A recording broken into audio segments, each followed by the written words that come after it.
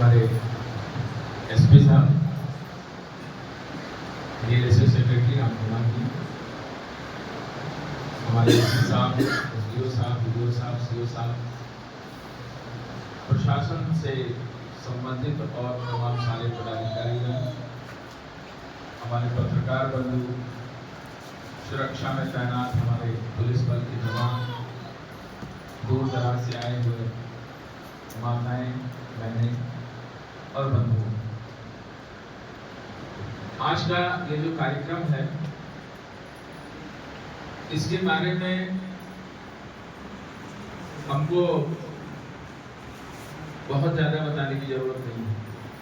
हमारे पूर्व वक्ताओं ने बहुत सारी बातें बताई।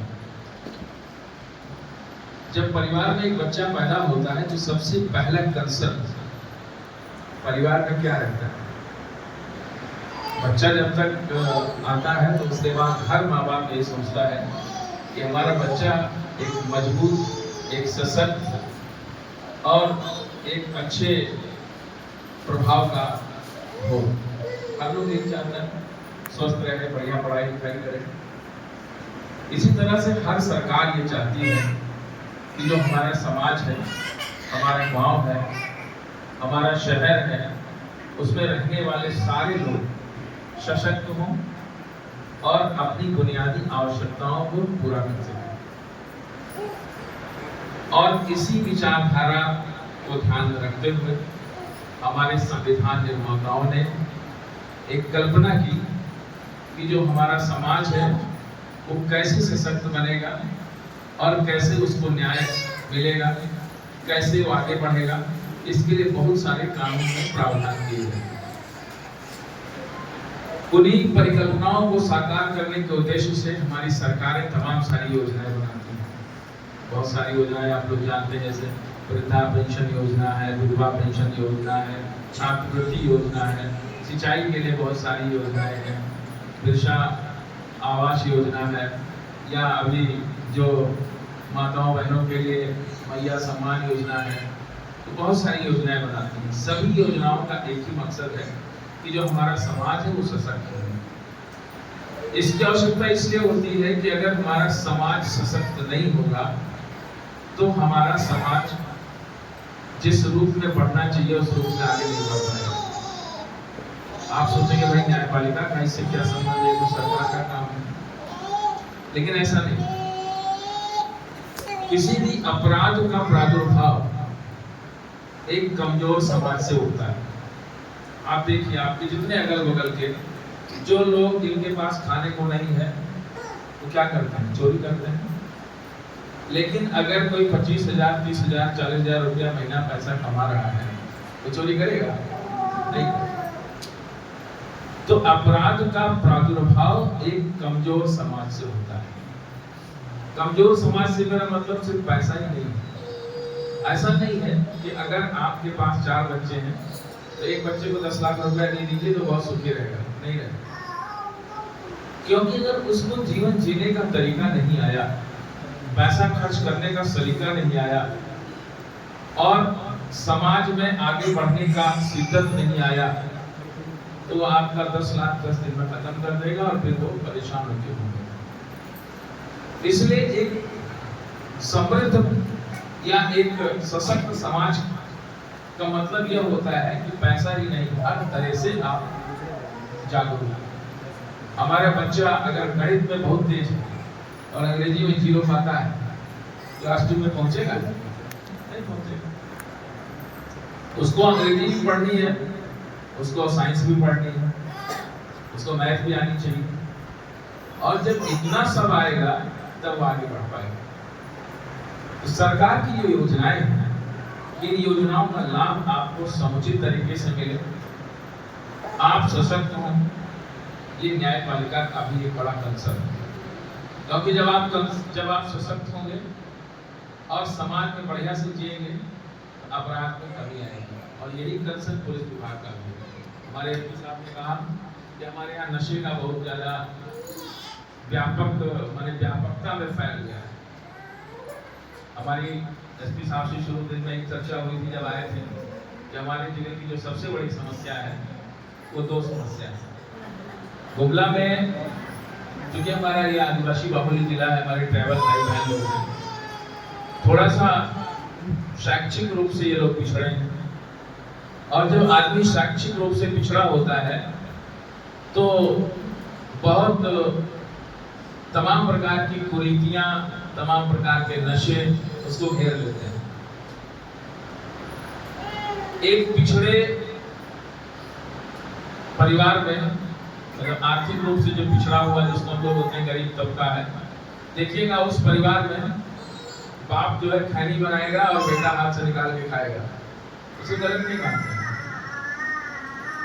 बेटा बनाएगा तो बाप खाएगा, माँ भी खाएगी, बहू भी खाएगी, लेकिन ये कल्चर जैसे जैसे वो समाज में आगे बढ़ेगा खत्म होता जाएगा। तो हमारे समाज की जो अभी की स्थिति है उसमें उनका कोई दोष नहीं है। दोष हमारा है कि हम उनको अभी सशक्त नहीं कर, सामाजिक रूप से इतना सशक्त नहीं कर पाए कि वो अपने सही और गलत को समझ सके। और नशा करके लोग अपने जो दिमाग का जो रसायन है उसको परिवर्तित कर दिए। जब कोई आदमी नशा करता है ना तो हमारे माइंड में एक लिक्विड,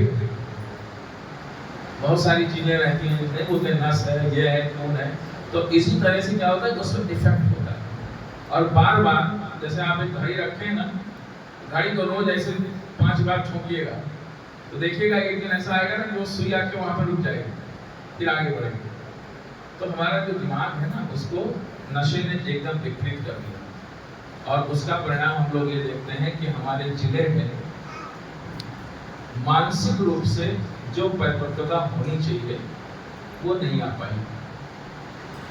मैं ये तो नहीं कहूँगा कि मानसिक रूप से लोग विक्षिप्त हो गए हैं, लेकिन कुछ ऐसे अपराध आते हैं कि एक मूक बधिर बच्ची है, उसके साथ 8 लोग ले जाते हैं जंगल में, उसके साथ रेप करते हैं।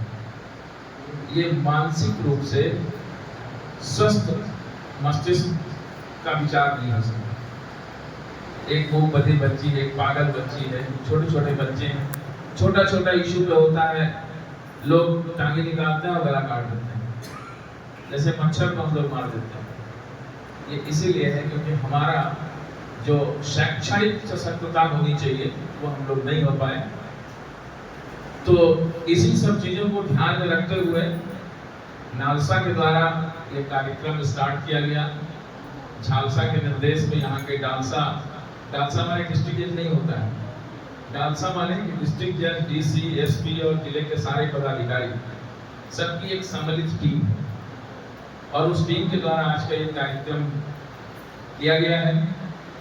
हम सबका यही प्रयास है कि जितना ज़्यादा से ज़्यादा हम अपने समाज के लोगों को उनके पैरों पर खड़ा कर सकें, उतना ज़्यादा ही हमारे लिए सफलता का एक नया आयाम पैदा होगा।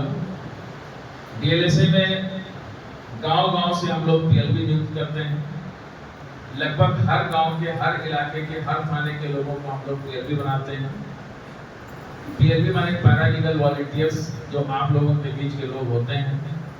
कोई भी बात होती है आप उन लोगों से, आपके अगल बगल हैं, आप ब्लॉक में जाइए, वीडियो साहब से पूछिए भाई यहाँ का पीएलबी कौन है, सीओ से पूछिए, हर थाने में हम लोग पीएलबी रखे हुए हैं। वो पीएलबी आप ही के बीच का आदमी है। आपको कोई समस्या है उसको बताइए, जो कि आपको लगता है कि अब हम हाकिम को कैसे बोलेंगे, तो आप अपनी भाषा में अपने बात को उसके सामने रखिए। वो हम लोगों के बीच लाएगा, हमारे सेक्रेटरी साहब के पास लाएगा। सेक्रेटरी साहब देखेंगे अगर वो पुलिस डिपार्टमेंट से संबंधित है तो वहाँ भेजेंगे, डीसी साहब के यहाँ का है तो वहाँ भेजेंगे, कोर्ट से मैटर है तो वहाँ भेजेंगे।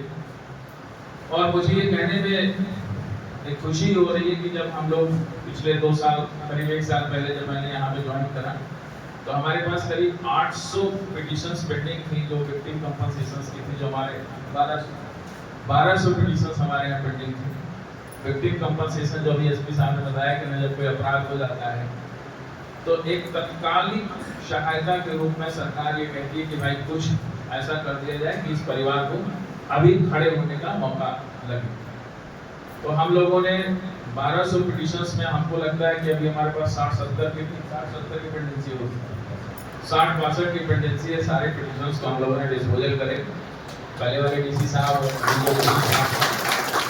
और मुझे लगता है कि एक बहुत बड़ी धनराशि लोगों को मुआवजे के रूप में दिया गया है।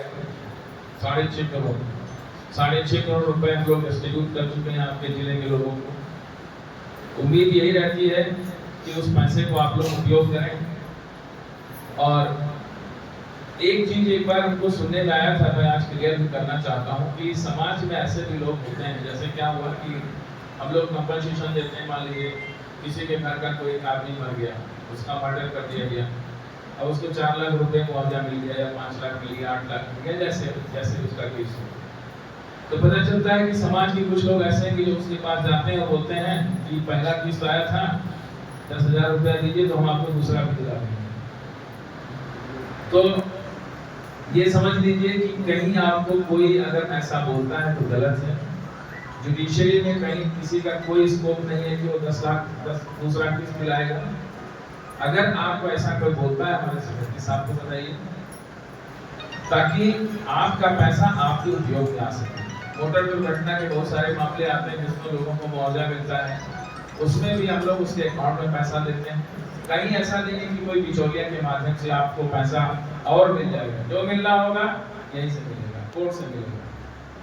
तो मौसम भी खराब है और बहुत ज़्यादा समय हम आप लोगों का नहीं लेंगे।